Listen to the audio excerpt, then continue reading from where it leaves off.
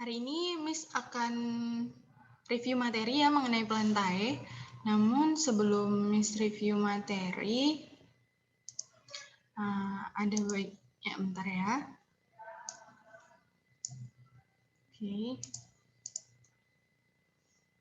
Sebelumnya PPT Miss kelihatan?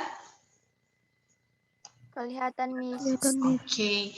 Jadi hari ini partisipannya ada 21 dikurang Miss sama host. Berarti ada sekitar 21 kurang 2, 19 ya?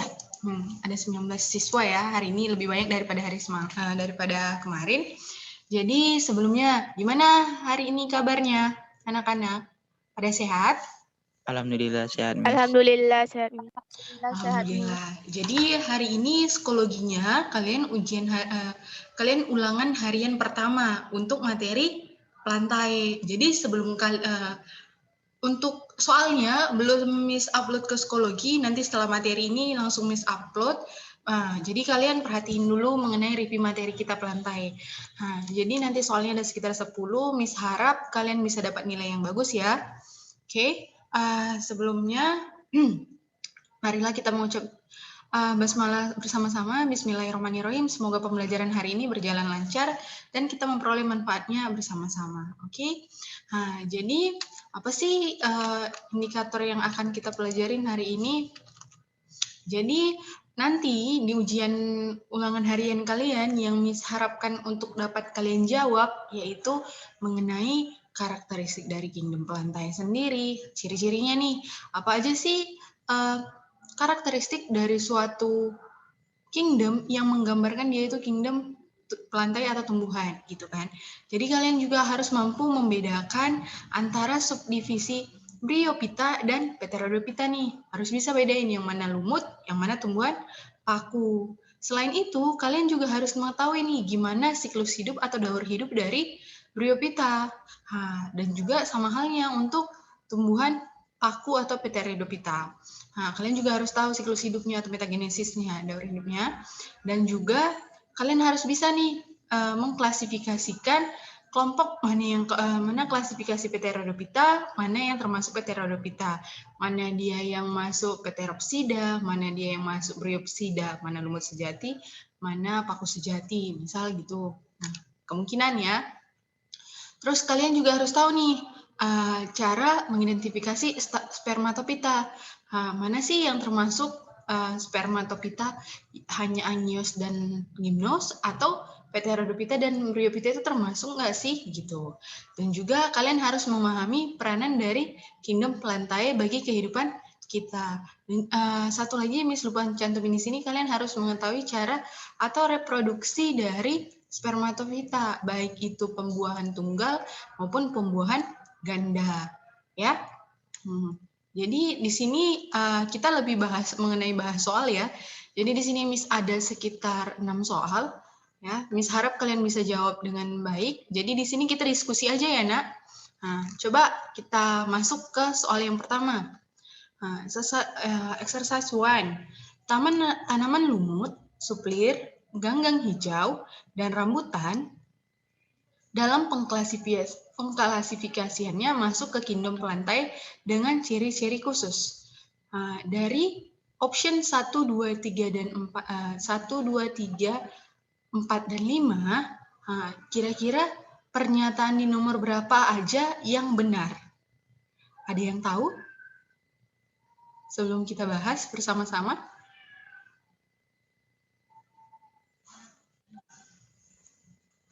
Nomor 1, Miss. Hanya nomor 1? Ya. Kira-kira Juria apa alasannya hanya nomor 1? Karena yang option yang lainnya itu ada yang prokaryotik, terus yang kelima itu tidak dapat berfotosintesis, Miss. Oke, jadi kita cek ya. Jadi menurut Juria, kalau kingdom pelantai itu semua berarti eukaryotik, bukan prokaryotik ya, Juria. Itu kan, Nak? Iya, Miss. Dan juga dia kingdom pelantai wajib dapat berfotosintesis. Kita cek. Oke, apa sih ciri-ciri kingdom pelantai yang paling utama? Dia itu harus eukaryotik. ya kan? Eukariotik atau memiliki membran inti sel, ya kan? Nah, multiseluler atau terdiri dari banyak sel penyusunnya dan mempunyai dinding sel berupa selulosa. Kalau kitin itu ada pada jamur, ya. Jamur maupun artropod, serangga. Nah, perkembangbiakannya dengan bunga, strobilus, dan spora. Nah, kalau bunga, dia termasuk spermatopita atau pterodopita yang memiliki bunga. Spermatopita. Kalau strobilus masuk ke spermatopita jenis apa kira-kira? Gimnosperma. Gymnospermae. Kalau bryopita ada nggak strobilusnya?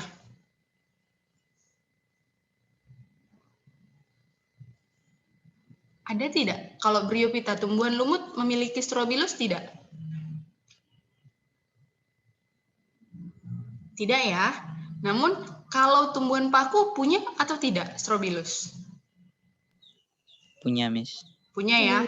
Nah, jadi tumbuhan paku memiliki strobilus, namun strobilusnya lebih sederhana nih daripada yang ada pada kelompok Gymnospermae. Biasanya yang di pinus-pinusan yang paling bisa kita lihat kan.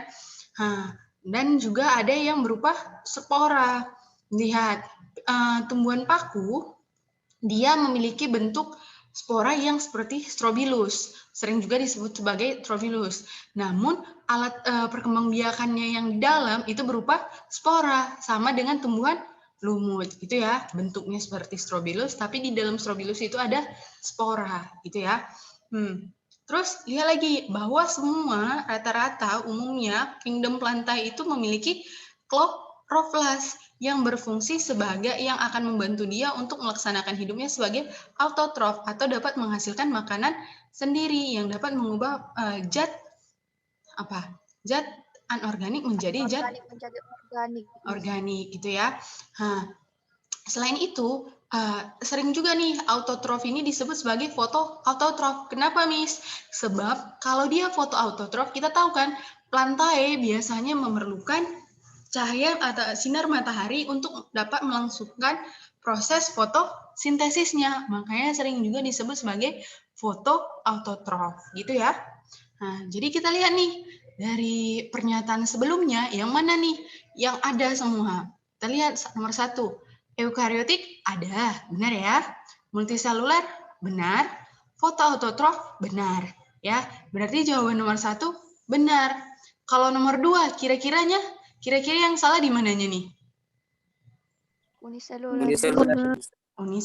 Ini salah ya. Kalau nomor 3 ada yang udah pasti salah, soalnya dia prokariotik ya kan? Nah, berarti 2 dan 3 salah. 4 yang prokariotik nggak ada. Ingat ya, makhluk hidup tidak ada yang termasuk prokariotik dan eukariotik untuk kingdomnya, ya. Jadi kalau dia prokariotik hanya kelompok apa? Monera, Miss. Monera. Bener ya, kalian masih ingat nih di semester 1. Nah, kalau eukariotik kingdom di luar Monera, biasanya kayak apa aja nih? Ada yang masih ingat? Apa aja sih kingdom yang termasuk eukariotik? Coba kita review. Masih ada yang ingat? Selain plantae. Protista termasuk eukariotik enggak? Termasuk, Miss. Protista. Kalau virus eukariotik? Virus bukan makhluk hidup. Berarti dia tidak ya. Nah, kalau animalia? Termasuk, Miss. Fungi? Eukariotik. Kalau fungina? Termasuk juga, Miss. Eukariotik ya. Jadi ingat, yang prokariotik hanya bakteri ataupun kingdom Monera, baik itu eubakteria maupun archaebacteria ya. Nah, terus lihat option nomor 5. Eukariotik benar kan? Namun di sini ada nih kalimat tidak dapat berfotosintesis. Jadi ini kurang tepat ya. Berarti pernyataan yang benar hanya pernyataan nomor 1, oke ya. Oke. Kita lanjut nih, soal nomor 2. Nah, berikut ini adalah ciri-ciri tumbuhan. Pernyataan pertama, tergolong tumbuhan berkormus. 2, belum memiliki jaringan pengangkut. Yang ketiga, mengalami pergirinan keturunan atau disebut metagenesis ya. Nah, keempat, memiliki klorofil pada daunnya. Yang kelima, memiliki akar tunggang. Nah, dari pernyataan di atas, yang benar untuk ciri Bryophyta adalah, ada yang tahu? 2 dan 3, Miss. 2 dan 3. Kira-kira kenapa Mukti? Tadi yang jawab Mukti kan? Iya, Miss. Ya, kenapa Mukti kira-kira? Jawaban yang paling tepat itu 2 dan 3. Karena lumut itu belum memiliki jaringan pengangkut, Miss. Lumut itu belum memiliki jaringan pengangkut. Istilah lainnya apa kira-kira? Mukti tahu? Masih ingat? Xilem dan phloem, Miss. Oke, dia tidak memiliki xilem dan phloem. Oke, alasan lain?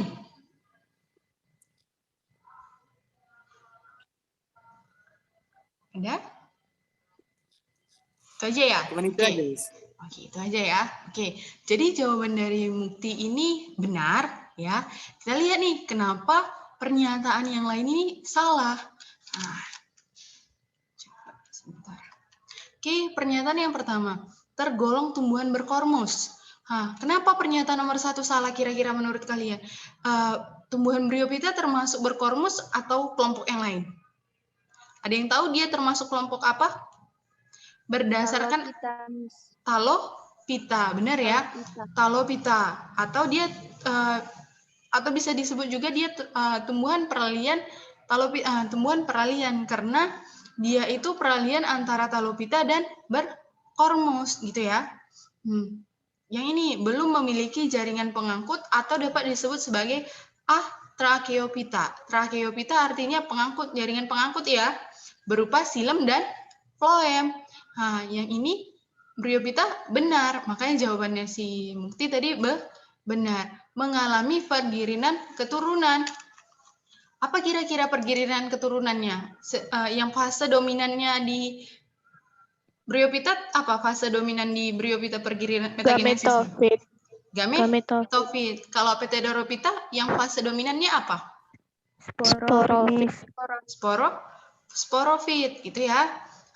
Terus lihat memiliki klorofil pada daunnya. Jadi kebanyakan dari kelompok Bryophyta dia klorofilnya ada pada daunnya, memiliki akar tunggang. Menurut kalian dia memiliki akar tunggang enggak? Akar semu, Miss. Enggak ya, dia memiliki akar semu berupa rizoid yang bentuknya itu seperti akar serabut. Soalnya fungsinya itu kan hanya untuk melekat pada substrat. Ya, dia bukan sebagai penyongkong utama kayak misalnya dia itu cuma sekedar menempel aja di tanah. Jadi dia tadi jawaban yang pernyataan nomor 5 tidak tepat gitu ya. Apalagi dan kalian harus ingat nih bahwa habitat dari tumbuhan Bryophyta ini dia hidup di lingkungan lembab. Biasanya tumbuhan Bryophyta ini sangat memerlukan keberadaan air untuk membantu reproduksinya ya, membantu dalam proses metagenesisnya gitu ya. Oke, soal nomor 3. Kira-kira ada yang tahu? Bisa bacain ya. Berikut ini fase-fase perkembangbiakan tanaman yang tergolong Cormophyta berspora. Di sini ada beberapa pernyataan nih. Fase pertama sporofit dewasa, 2 sporangium, 3 spora, 4 protalium, 5 antheridium atau archegonium, 6 gamet jantan atau betina, 7 zigot. Di sini ada terusnya, urutan fase dalam pergirinan keturunan atau metagenesis tanaman paku adalah, menurut kalian dari nomor berapa aja ke nomor berapa nih urutan yang tepat?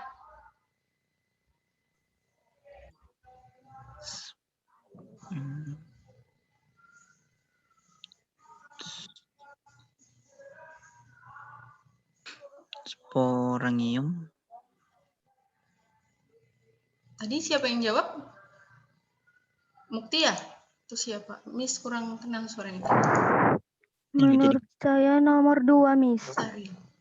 Nomor 2. Syahril tadi ada ngasih pendapat kan, Kak? Bang, nomor berapa, Bang? Iya, tadi saya bilang sporangium. Itu saya yang bilang, Miss. Itu aja. Oke. Kita lihat. Coba tadi jurinya juga jawab nomor 2, Syahril juga. Kira-kira di antara kalian berdua, kenapa sih beranggapan bahwa nomor 2 yang paling benar? Bisa dikasih pendapatnya, Kak, Bang? Sporangium itu kan, Miss,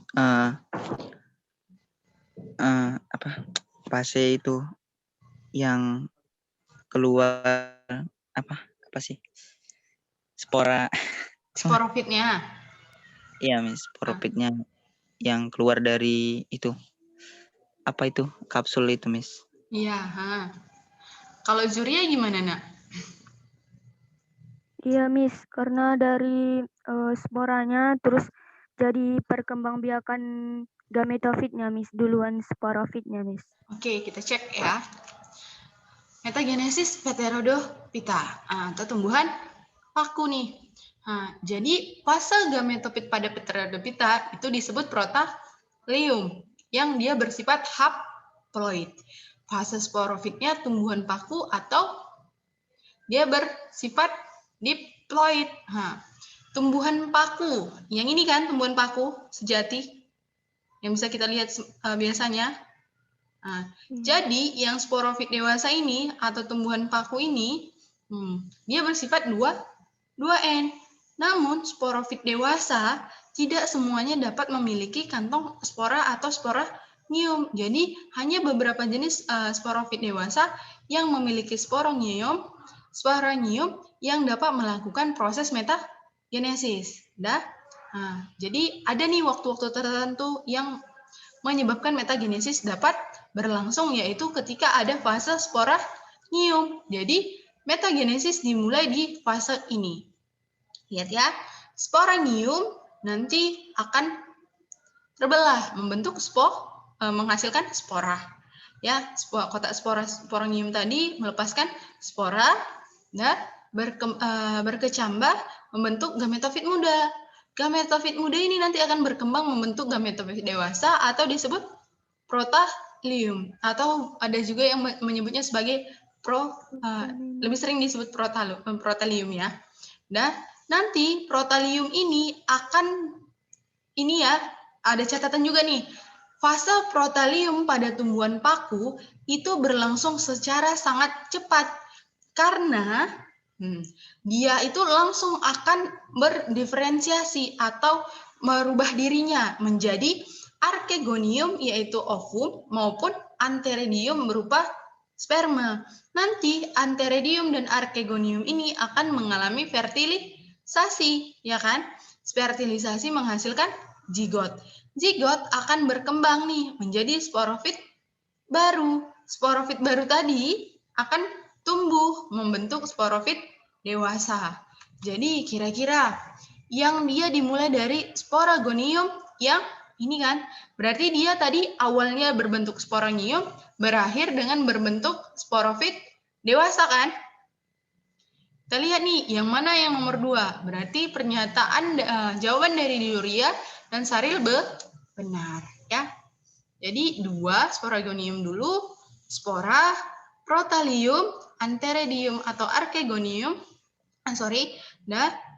Baru siapa itu gamet jantan betina, itulah yang tadi ya kan. Antheridium jantan atau betina? Jantan, Miss. Jantan ya. Archegonium betina. Nanti gamet jantan betina ini akan mengalami fertilisasi membentuk zigot.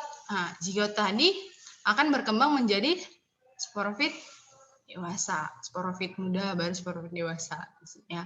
Jadi jawabannya nomor 2 yang paling tepat. Oke, nah ini dengan adanya pembuahan ganda pada spermatofita, maka jaringan yang berkromosom triploid atau 3N yaitu ini biasanya pembuahan ganda ini ada di kelompok spermatofita. Masih ada nggak yang ingat apa sih yang dimaksud dengan pembuahan ganda?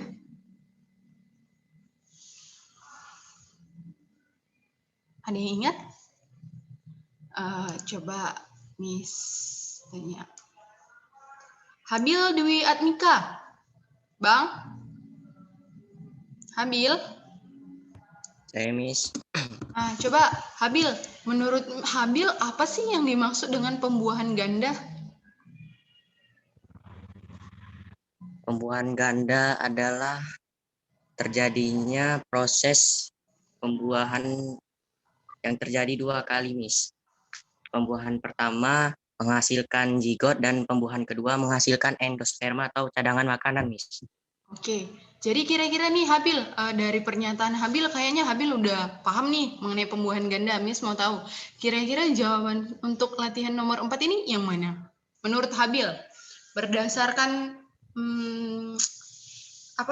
definisi dari pembuahan ganda sendiri. D, Miss, endosperma. Endosperma ya. Oke, ada jawaban yang mungkin Miss saya tidak setuju dengan Habil nih. Kira-kira ada?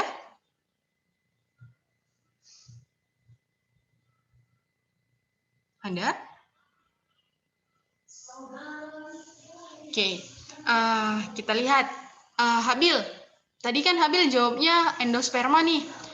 Menurut Habil, endosperma itu terbentuk dari inti sperma berapa dan apa gitu yang menghasilkan jadi dapat nih hasilnya endosperma. Masih ingat?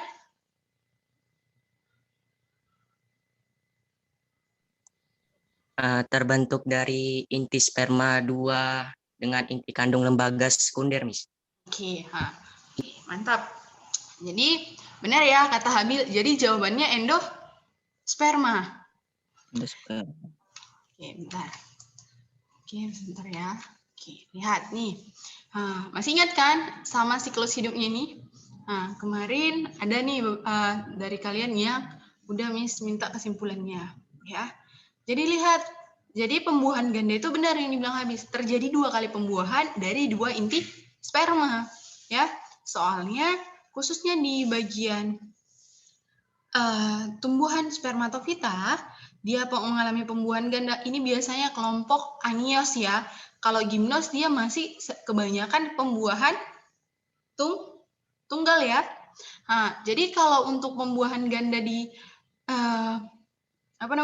di Angiospermae, lihat dia inti generatif yang tadi, lihat di sini kan spermanya kan ada inti generatif dan ada inti generatif dan ada inti vegetatif. Inti vegetatif membuka jalan menuju embrio gitu kan, atau kepala putih gitu kan. Sorry, bukan embrio tapi kepala putik. Jadi dia itu membawa jalan ke kepala putik. Sedangkan inti generatif dia membantu dalam proses pembuahan. Inti generatif tadi sebelum mencapai kepala putik akan mengalami pembelahan yang awalnya cuma 1 menjadi 2. Jadi ada inti sperma 1 dan inti sperma 2. Inti sperma 1 akan bertemu dengan ovum yang ini. Sedangkan inti sperma 2 akan bertemu dengan endosperma, ya kan? Yang membentuk tadi, akan bertemu dengan inti kandung lembaga sekunder yang 2 ini. Akan membentuk dia endosperma yang triploid. Coba masih ada yang ingat nggak? Kalau dia yang 3 di atas, dia apa disebut? 3 inti paling atas. Ada yang masih ingat disebut apa?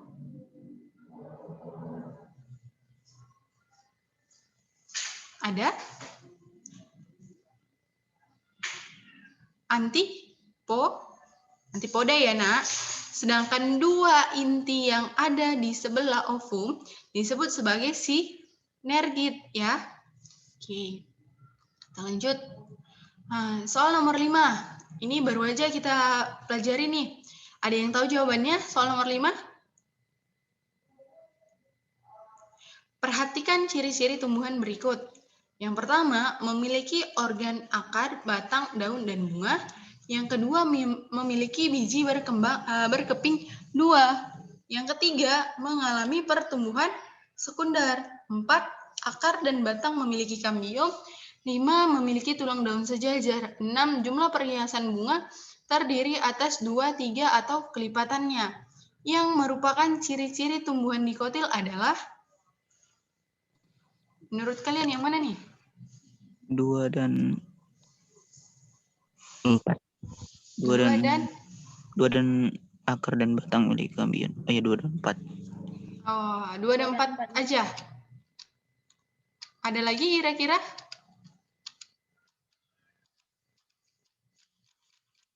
Kira-kira ini bisa aja ya nak, nomor 1 benar, nomor 3 benar, atau yang mana?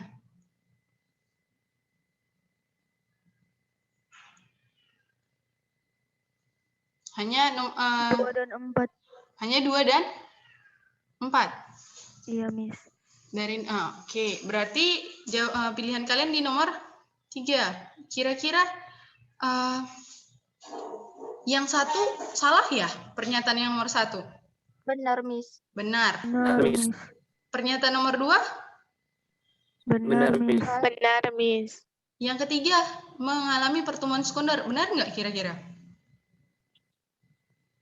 Nggak tahu, Miss. Kurang tahu ya. Jadi biasanya kalau dia sudah memiliki kambium, berarti dia akan mengalami pertumbuhan sekunder. Kenapa, Miss? Pertumbuhan sekunder itu hanya terjadi pada tumbuhan yang memiliki kambium, ya. Nah, itu berarti jawaban nomor 3 benar Salah, nggak? Miss. Kira-kira di Kotil punya kambium? Benar, Miss. Benar. Benar. Miss. Nomor 4? Benar, Miss. Benar. Benar. Nomor 5? Salah, Miss. Salah, Miss. Jadi kalau tulang daun di kotil itu bentuknya seperti apa? Bercabang. Cabang. Oke. Kalau yang nomor 6, perhiasan bunganya terdiri dari 2, 3, atau kelipatannya. Ini benar atau salah? Salah, Miss. Yang benar itu berapa? 4, 5. 4 dan 5, Miss. Oke. 4 dan 5. Jadi jawaban kalian benar ya, yaitu hanya 2 dan 4 dari pernyataan ini. Soalnya kalau yang nomor satunya, dia ada salahnya di nomor 5. Kalau nomor 2 juga salahnya di pernyataan nomor 5. Nomor 4, yang mana? Salahnya di nomor 6, 6. Miss. 5 nomor 6 juga. Benar ya? Oke. Nah, ini nih. Jangan sampai lupa ya yang ini. Tapi kalau dari soal tadi, kayak kalian masih ingat. Ini nih. Soal terakhir. Ini klasifikasi spermatofita. Padi atau Oryza sativa dan jagung atau yang sering di dalam nama latinnya Zeames, ini penulisannya salah ya nak, seharusnya huruf kecil. Termasuk famili Poaceae atau Gramineae biasanya disebut ya. Sebab padi dan jagung memiliki batang berruas-ruas, bunga tidak bermahkota, serta daun berbentuk pita. Dengar ya arahannya. Menurut kalian, pernyataan yang di atas dan pernyataan yang di bawah sama-sama benar? Ini benar nggak pernyataan yang pertama sama pernyataan yang kedua, benar atau tidak?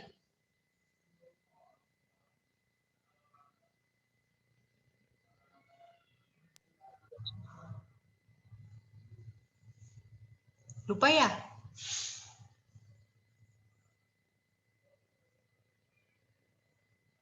Yang pernyataan keduanya benar, Miss. Pernyataan kedua benar. Iya, Miss. Ya, oke. Kira-kira kenapa ini benar?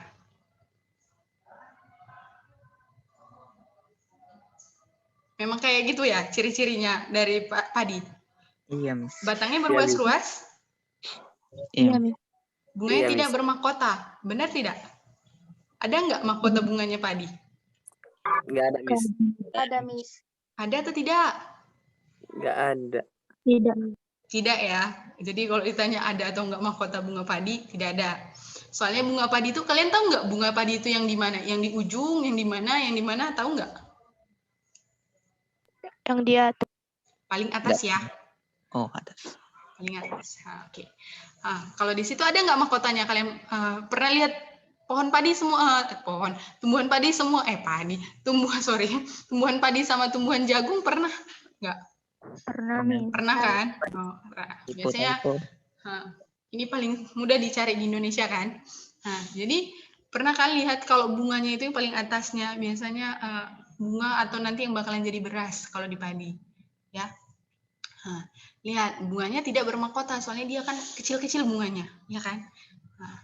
Iya, Terus Miss. serta daunnya berbentuk pita. Selain padi dan jagung, tumbuhan apa lagi yang berbentuk pita menurut kalian? Maksud pita di sini Tebu. tebu, apalagi kira-kira? Serai. Serai, Miss. Serai ya, serai. Serai. Mantap. Pas. Jadi pernyataan nomor 2, Benar. benar. Benar. Kalau pernyataan nomor 1, semalam kita baru belajar ini. Iya, Miss, benar, Miss. Apa Oh. kira-kira ini? Benar Termasuk atau enggak? Family Poaceae. Iya, benar, Miss. Benar ya. Family Poa. Semalam kita ada belajar 6 family atau 6 ordo. Iya kan? Iya, Poa- Miss. Kalian mungkin karena kita bahas ordo, Miss bilang akhirannya les. Ada dengar poales enggak semalam? Ada, Miss. Ada ya. Jadi kita cek nih. Dia poales ya. Kalau dia familinya Poaceae, ujungnya seae atau Poaceae ya. Dibaca Poaceae, ditulis Poaceae. Nah, tapi kalau untuk ordonya poales. Bunganya kecil, umumnya majemuk. Nah, ciri-cirinya kalian bisa bayangkan sendiri tumbuhannya yang mana. Biasanya di soal-soal ujian itu ciri-ciri umum yang digambarkan ya. Nah, lihat ada rumput-rumputan masuk, di sini serai juga masuk, nenas juga ya, jangan lupa nenas. Nah, oke. Nah, terus Miss mau nanya nih, menurut kalian pernyataan pertanyaan nomor 1 dan pernyataan nomor 2 berhubungan nggak? Maksud berhubungan di sini, pernyataan nomor 1 itu ada karena pernyataan nomor 2 itu mendukung gitu. Ada nggak hubungannya sebab akibatnya? Miss. Ada? Miss mau nanya, kalau kita mengklasifikasikan suatu tumbuhan, itu berdasarkan apa? Kesamaan ciri, Miss. Persamaan ciri, persamaan anatomi ya kan? Iya, Miss. Apalagi persamaan genetika, ya kan? Berarti gimana? Ada nggak sebab akibatnya? Ada nggak hubungan antara pernyataan 1 dan pernyataan 2? Ada, Miss. Ada, Ya. Miss. Nah, biasanya ini soal yang kayak gini ini muncul di SBMPTN atau UTBK sekarang namanya. Jadi di UTBK itu pernyataan kayak gini nih, ada yang muncul. Pernyataan yang di atas, pernyataan 1, pernyataan 2 benar atau salah. Kalau misalnya dia sama-sama benar, berhubungan atau ada sebab akibatnya, dia jawabannya A. Kalau pernyataan 1 sama pernyataan 2 sama-sama benar, namun nggak ada nih sebab akibatnya, itu berarti jawabannya B. Sama-sama benar, namun tidak beralasan, dan lain-lain. Nanti biasanya sampai E gitu ya. Nah, jadi Miss harap kalian banyak-banyak juga dari sekarang nyicil. Kalau ada soal-soal UTBK dari, misalnya ada abang nih yang SMA dulu, boleh nih dilihat-lihat, tapi mengenai pembelajaran tentang plantae. Biasanya ujiannya juga mengenai itu. Kira-kira dari soal yang udah Miss tampilin, ada pertanyaan? Saya, Miss. Iya, Juria? Tapi yang dari pembahasan tentang paku, Miss. Oke. Kan, Miss, paku sejati itu kan kemarin nggak ada akarnya, Miss. Jadi gimana ya, Miss, caranya menyerap nutrien atau air dari tanah gitu, Miss? Oh, paku sejati nggak ada akarnya. Paku purba, Miss, paku purba. Oh, paku purba tetap ada akar, namun halus. Gitu. Semua udah punya akar. Soalnya kenapa paku termasuk tumbuhan berkormus? Karena dia memiliki akar, batang, dan daun sejati. Cuman untuk kelompok tumbuhan paku purba, dia akarnya nggak ada. Maksudnya nggak ada di sini, kayak tereduksi dan hampir susah untuk diamatin gitu. Lebih ke situ kalimatnya ya, Nak. Iya, Jadi Miss.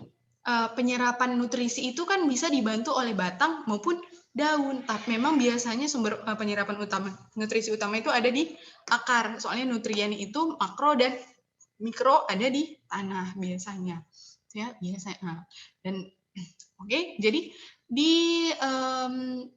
sedikit diperbaiki perspektifnya mengenai paku purba ada, namun jumlahnya kecil sampai kadang kalau dia udah terlalu tua dia bisa terreduksi gitu ya, Nak. Iya, Miss. Terima Oke. kasih, Miss. Sama-sama Juria. Oke. Kira-kira ada pertanyaan lain? Aman? Oke. Jadi sekian pertemuan kita hari ini. Mari kita sama-sama mengucap alhamdulillah.